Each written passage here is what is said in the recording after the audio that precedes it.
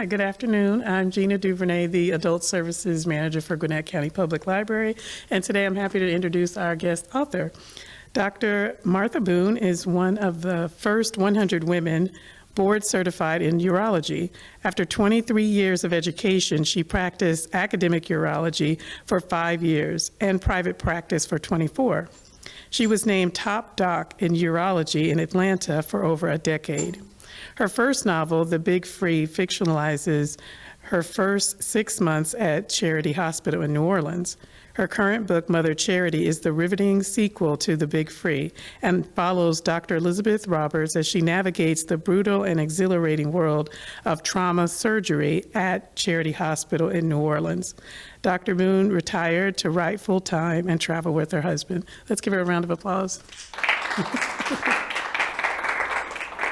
Thank you.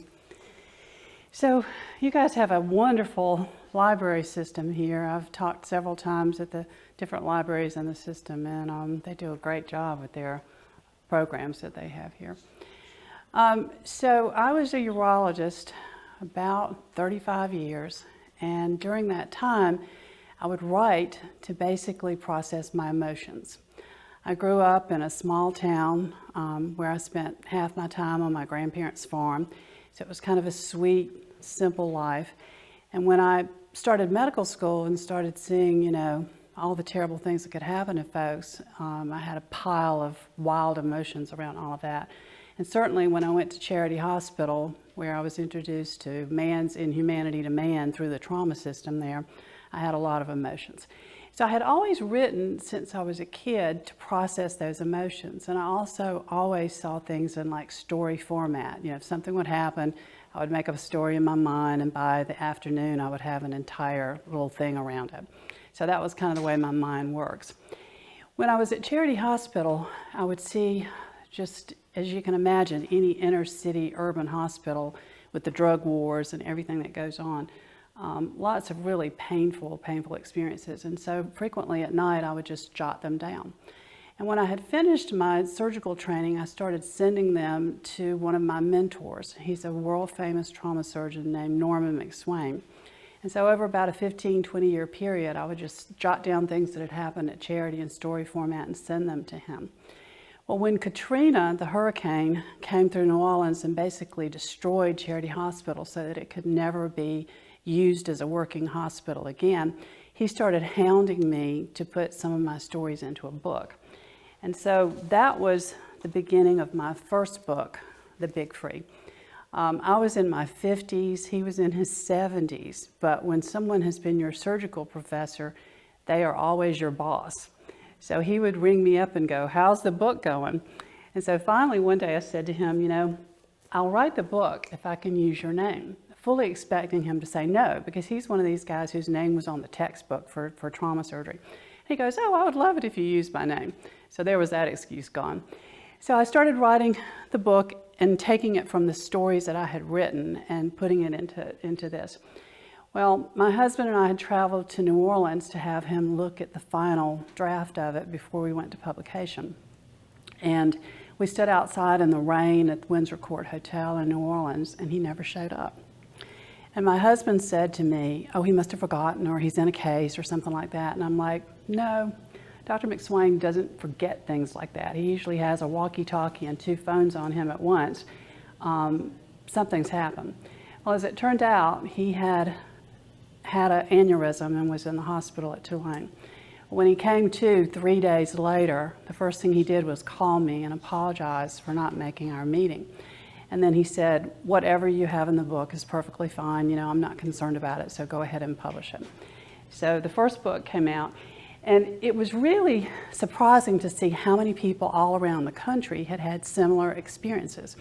So any major urban hospital, the nurses, the techs, people who'd been patients there, I mean, right on down to the housekeeping people, had had similar experiences. So what I originally thought were unique stories of things that had happened just at Charity, turns out, you know, a lot of people would go, "Oh yeah, that happened at Grady," or "Oh yeah, that happened at Cook County," or "Oh yeah, that happened in Miami." So they became kind of the stories that were universal among people who had worked in that kind of hospital.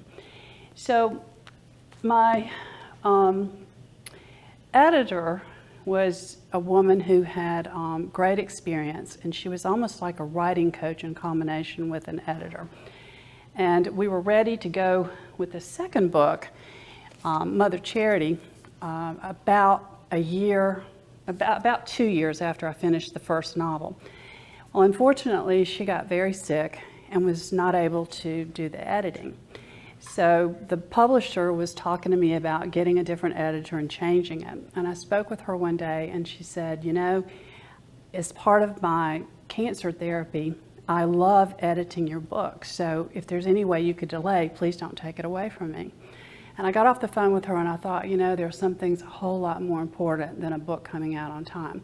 So the publisher was not real happy, but we delayed the book. I think it was almost 3 years, because she would work on it in between her cancer therapy, and then she would drop it for a while, and then she would start working back on it again. But it ended up being a much better book than it would have otherwise have been without her participation. So the second book is a continuation of the first one.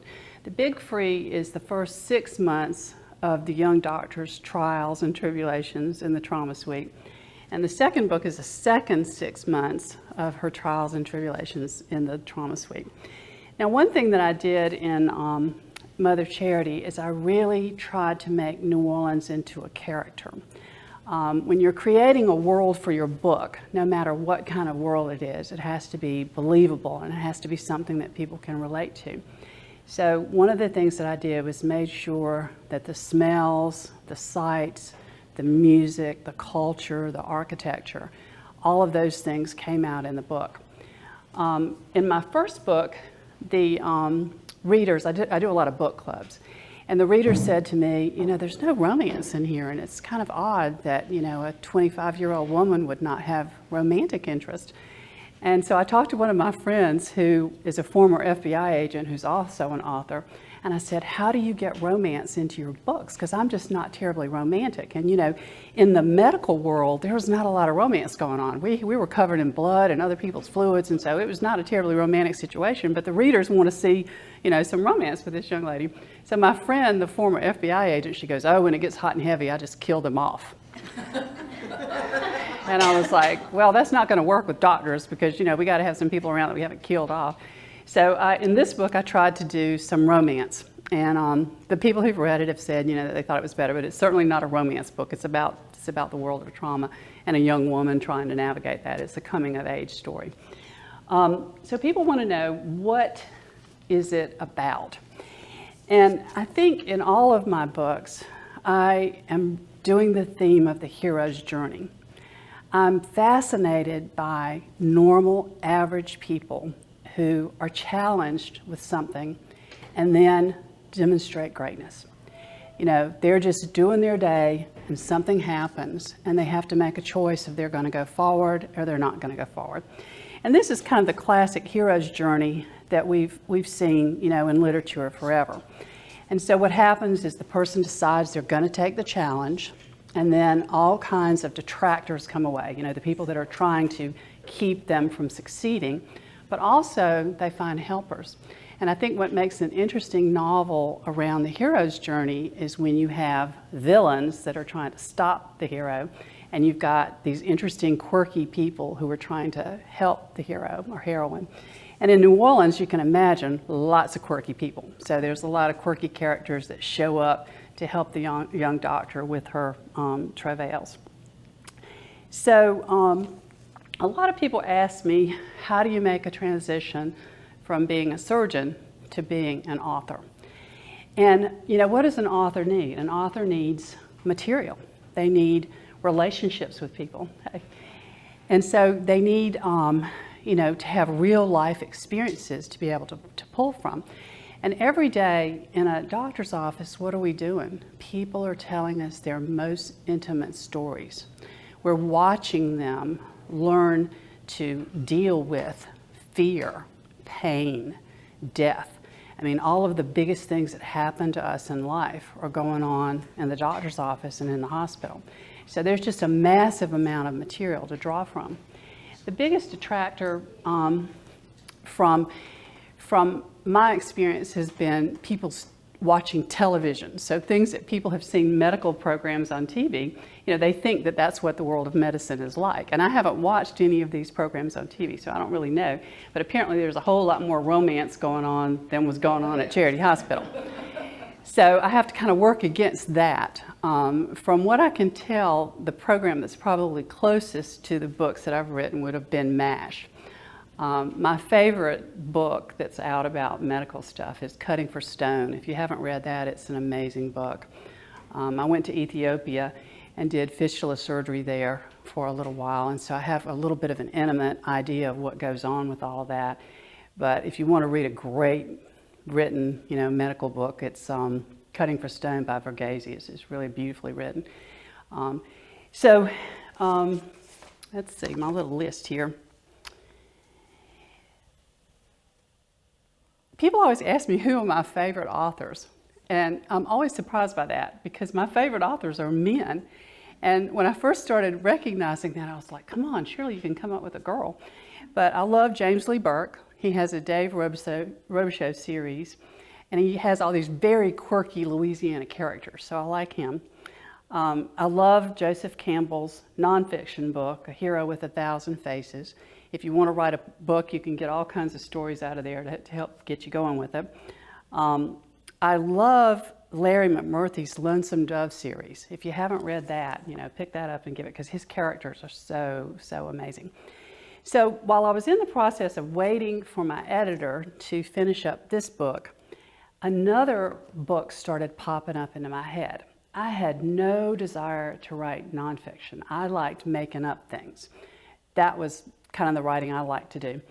But what happened is after I retired, my patients would not leave me alone. They all had my cell phone number, and so did the referral doctors, and so did the family members. So they were still calling me for medical advice. Atlanta has literally 150 great urologists. You can stumble into just about any urology office and you're going to get a great doctor.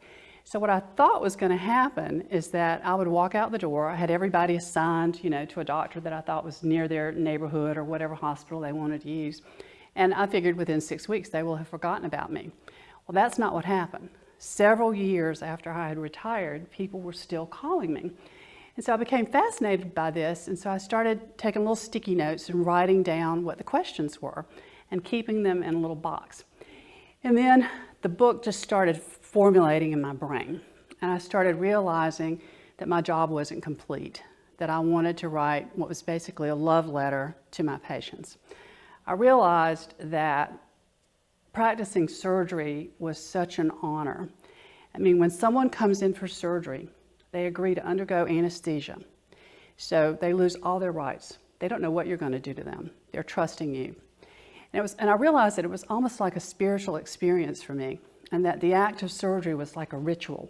It was delivering a service to try to help this person with whatever they had going on. And I realized that the patients missed that approach. They wanted that spiritual, emotional support. They wanted my experience. They wanted my intuition. They could easily find someone who knew the science and could give them the right direction from a science standpoint. But what they really wanted was that human connection, that knowing that someone cares enough, that when they lay on that table to have an operation, that that person takes it seriously and sees it as an honor to be able to do that for them. So out of that came this book. And there's some humor in here because there's a lot of funny stuff that happens in medicine. I mean, I have a little bit of that dark humor from surgery and from being in New Orleans and Charity, but I kind of think of everything in a humorous way. So there's some humor in here, and I'll tell you one story from the Unfettered Urologist. So there's a chapter in here about having to be 3 different kinds of doctors. When I first came out of medical school, I was the trusted expert. So people would come to see me, I would give them my advice, they'd smile and nod, and they would either take my advice or go on down the street to see someone else. But they wouldn't confront me and argue with me. Then the baby boomers came along, and they wanted a different kind of doctor. They wanted a relationship. They respected my education, but they felt like this is my body, and I want to know why. And we need to discuss this before I'm going to go along with anything that you say. So I had to be that kind of doctor. And then when the younger folks came along, I was no longer the trusted expert. They would trust Google. So they would come in with a stack of things that they had gotten off of Google, and if my diagnosis did not fit what Google said, then they would go straight out of my office, go past my 17 impressive diplomas, and sit in their car and write a review about what a stupid doctor I was. So I had to learn how to kind of bob and weave. If I was seeing somebody over 75, then I was the trusted expert. If I was seeing the baby boomer crowd, then I knew we were going to kind of talk a bit back and forth. And then if I had one of the young'uns, watch out. So one day I was doing a pelvic exam on this young woman, and this was her very first pelvic exam. And I was trying to be very sensitive because I knew this was a new experience for her, and I was trying to move slowly and talk softly. And so she's up in the stirrups, and I'm standing on the stool, between her legs, and I'm doing the exam. And when I get through, all of a sudden, her vagina screams out, "What did you find, doctor?" Well, I'm so flabbergasted, I roll back on my rolling chair. My head hits the wall, bobs like this. My nurse is over there laughing, and I'm just completely disoriented because for about 10 seconds, I thought this lady's vagina was talking to me. What I didn't realize was she had her mother on FaceTime, and her mother was watching me do her first pelvic exam, but nobody bothered to tell me. And so over the next 5 or 6 years, anytime I would operate on a young person, they would want me to talk to their phone and give it the post-operative instructions and tell them about what was going on. And at first I was very indignant, but then I realized this is just a different way of doing the world. And after I got used to the way they do the world, then I was able to be more effective with them. But I talked about things like that in the book because I think it would help, patients to understand. And for the older crowd, going to a younger doctor, some of the calls that I would get was, he was so rude, he turned his back to me and was typing on his computer when I was talking to him. And so I tried to help the older folks understand the younger doctors who've never known anything other than technology. So they're not being rude when they turn their back and type on the computer. They're trying to make sure they get every bit of information into the record. So I try to help folks navigate, how the system has changed and how the doctors have changed. And then also I have a lot of stories in here about different urology diseases and, how you can help yourself. And there's a lot of self-help stuff out here. I realize that on the internet, there's a lot of information, but much of it is very low quality information. So I wanted to help people, both men and women, with urology problems find the right things that they needed. And so that's in that book. Now, back to Mother Charity. So let's see. You guys have any questions? Because I could stimulate conversation from that. Anybody want to ask anything? I'm wondering, why is that called Big Free? I know Big Easy. Does it take place in New Orleans? But why is it called Big Free? Yeah, so the people who've worked there have nicknamed it all kinds of things. Some folks have called it the Big House because there's a charity system throughout Louisiana that has a bunch of different charity hospitals. And so they called it the Big House because it was the biggest one of the charity hospitals. A lot of the residents called it the Big Free because it was the #1 place you could come if you didn't have insurance. Mother Charity, a lot of the nurses called it that. And one of the things I wanted to do in my books was to honor the nurses. They're really the unsung heroes of the hospital and indeed of the medical system. They don't get enough credit. And if you have a good hospital, it's because you have good nurses. And a lot of the nurses called it Mother Charity because it was their training ground. They had a great nurses training program there. And many of the women who came out of that program could easily have been doctors if they had, had the infrastructure to be able to do the more lengthy education. So Mother Charity. So it has a lot of different names. You'll hear it called different things. Yeah, the Big Free, the Big House, Mother Charity. We used to, the VA hospital, I probably shouldn't be telling you all this because the police could come and get me, but anyway, so the VA hospital was out of the back door of charity. And the VA system is funded by the federal government, and the charity hospital system was funded by the state of Louisiana, which is, had intermittent problems with funding. And so as residents, we would go across the street to the VA and steal stuff that we needed for the charity hospital patients. And so most of us worked both the VA clinics and the charity clinics, so we had keys to everything. And the gentleman who was my co-resident, he was a particularly handsome and charming guy, so he knew all the nurses in all the systems. So if we really needed something that we thought we might get reported for, we'd send him over there to get it, because he could charm the nurses and, you know, make off with whatever piece of equipment we might need for whatever we were doing at charity. So we had a little bit of a fluid idea. So the feds were kind of supporting charity whether they knew it or not. We would run out of things at charity, things like aspirin. I mean, we'd run out of aspirin.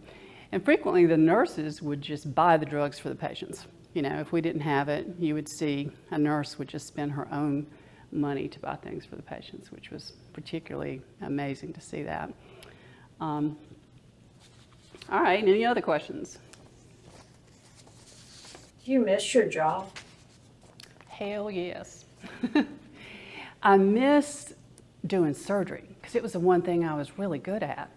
And you know, it's not like you can walk around and show people, hey, look how quick I can get out an appendix. You know, nobody wants to know about that. And so it's a skill set that once you walk out of the hospital, nobody knows what you can do. I mean, I had a group of nurses that kind of knew I was a good surgeon, and you know, that gave me a lot of nice feelings. And I really miss my team. I mean, I worked in the Northside Hospital system, and I just cannot say enough good stuff about the experience I had there. I mean, the administration people ran everything, you know, patient-friendly. The nurses were just, you know, fantastic. Yeah, I miss the system. Now, the regulation of the industry got worse every year. And so people who really didn't understand how medicine worked were regulating it. And so they were adding on all these silly little tasks that were not really helping the patient. And that was very time consuming. I don't miss that at all. And, you know, folks have gotten more rude in the last 5 or 6 years. And so people would cut up and, you know, so about 5% of the people, the patients, I don't miss. But most of them I really, really miss. I think about them. I remember things about them. I'm hoping that they're doing well. I mean, it was my total identity since I was about 18 years old. So to walk away from something after 40 years, it's been very interesting. And there's a bit of a grief because my husband can tell you, when somebody calls me with a urology problem, I get excited. I mean, I'm not getting paid anything, you know, it's taking me away from my little hobbies, but I'm like, yeah, they still need me, you know, this is good. So, yeah, once a doctor, always a doctor, I think. So anybody else got any other questions? So I'll tell you all a little bit about what happened with Dr. Mcwain. He's the trauma surgeon that got me going with all this. He passed, and unbeknownst to me, in his home in New Orleans on Bourbon Street, he had a big stack of my stories. And they didn't have my name on them because I would type them off or jot them down, and I just mail them to him. And he just kept them in a big stack beside his two-lane green leather chair. And he would pull them out and read them from time to time. So after he passed, his daughter was cleaning out his things, and she found that stack of stories. And she knew that some student of his had probably written them, but did not know who. So later, when she got to his computer, you know, years later, we had been doing our correspondence via computer, and she saw who it was. So she contacted me, and I said, you know, I hope it's okay with you, because she was his only living relative that I knew of, that we used his actual name in these books. And she's like, oh no, it was very clear from your correspondence that Daddy wanted you to use his name. So I felt fine about continuing to use his name in the second book. And then when we were in New Orleans at a big event, she actually came. And, you know, I asked her in a moment of privacy, I said, you know, I'm probably going to write a third one. Are you still okay with me, you know, using your dad's name? She's like, yes, please do. If you didn't, he would be upset. So that was kind of my relationship with him. Now, another thing that a lot of people ask me is what it was like to be in the world of men. When I started urology, it was 98% male doctors worldwide.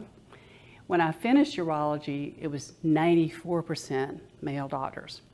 So this is kind of like being in the military or, you know, jobs where it's just very, very male dominated. And so that was part of what I went through with this.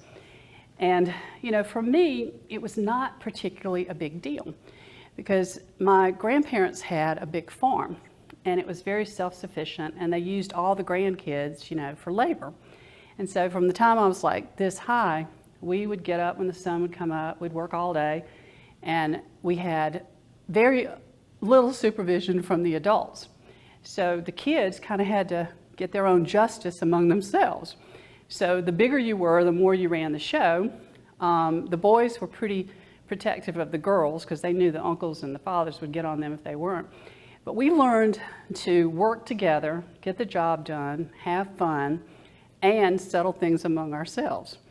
So being one of the women with all these guys, you know, if they did something to me, I'd just get them back. And they pretty quickly learned that I was very innovative in the way that I might get them back.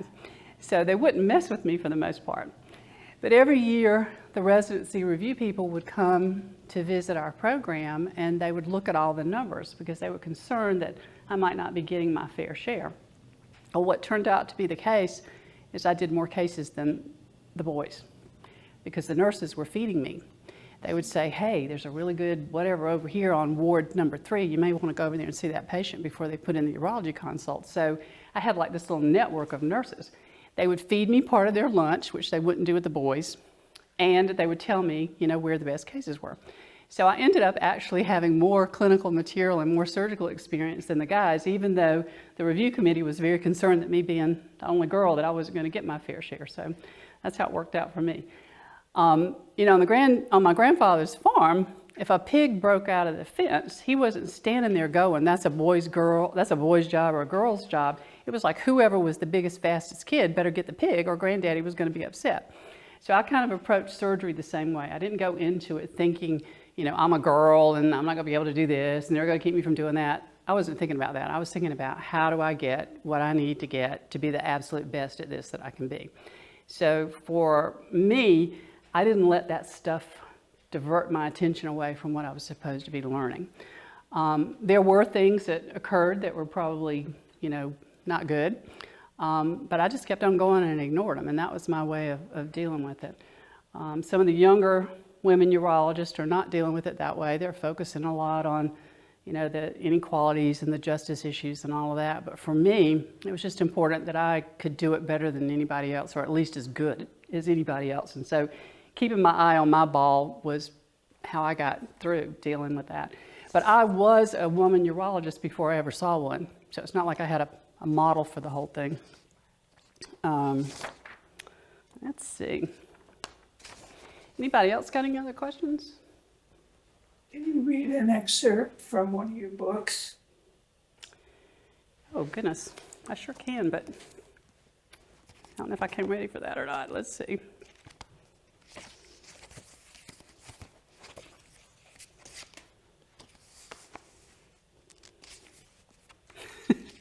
That's such a good question, and I'm not prepared. Let's see. Now, most people have a favorite part that they wrote, you know, Yeah. something that they thought was so clever. I guess I'm not terribly clever, huh? It's all good. Means your whole book is clever. Yeah, maybe not. Let's see. Can I ask another question while you're looking? Yeah, fill in the space. That'd be a Space good. there for you. What about your family, you know, and getting, you know, having a husband, or I don't know if you have children, but, you know, working that in with being a doctor and, you know, having to put in so many hours? Yeah, so I worked between 60 and 100 hours a week. So I never had children of my own. And, you know, my partner had to take on a lot of roles. You know, everything was contingent upon what the patients needed. And, you know, he has 2 daughters, and so I met with them when they were 2 and 4. So I've been with them, you know, all along. So I got a couple of kids, I guess, the easier way. You know, I didn't have to give birth to them. But, you know, I think that the women who are trying to balance life, I think that they're going to find out there's no balance to life. And, you know, having a full-time job and trying to raise children, it's just almost impossible. And, you know, I'm glad that women have the opportunities that we have, but I think we also have instilled this unrealistic expectation that, you know, you can do everything. You know, if you just manage well enough, you can have a beautiful home and, you can raise your children, and you can have a profession. And I think the truth is there's only so many hours in a day. And I think for a very long time, what I did was I didn't take care of myself. I mean, I would think about the patients, and that would be my first concern. So what were we going to say? Yeah, well, no, I was going to say that reminds me of a quote from Barbara Walters, who said, yes, you can have that, but you can't have it all at the same time. And you have to have the right person who's willing You to have to have the work with right you. partner or forget it. Yeah, I agree with you on that. And there's a great deal of dissatisfaction among a lot of the younger doctors because they did buy into that. If I just manage well, I can do it all. And for my generation, it was like my whole world was being a doctor, and everything had to come after that. I mean, I didn't have Christmas with my family for 8 years in a row. And to me, that did not seem particularly strange. It was like people are sick in the hospital 24 hours a day, you know, you got to be where the sick people are. And you drew the short straw, so there you go. But I think there's going to be balance between the way I did it, which was all-encompassing, and, you know, the younger folks who plan to be at their son's baseball game at 4 o'clock every afternoon. You know, somebody's got to take care of the patients at the hospital. And so I think they've developed a system of hospitalists so that doctors actually stay in the hospital and they're there to take care of the people that are really sick. With my generation, I saw my patients every morning and every evening when they were in the hospital. And so it was kind of a different way, you know, of doing it.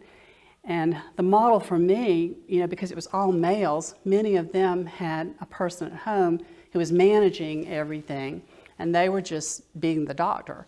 And for me, I was trying to manage my life and be the doctor, and it was, you know, a bit much, but yeah. Thank you for sharing that with us.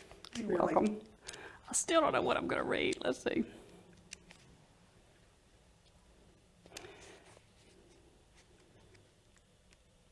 Well, here's a short one. I don't know if this is a good part or not. So Elizabeth is the young doctor, and her mind drifted as she walked through the corridor toward her apartment, feeling emotionally spent but too agitated to go home.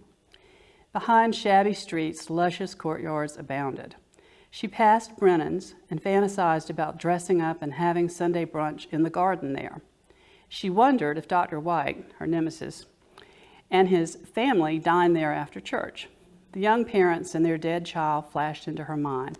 They had recently had a very sad death in the pediatric ICU, and so she's still kind of consumed with that. The young parents and their dead child flashed into her mind, and she felt guilty for her silly thoughts.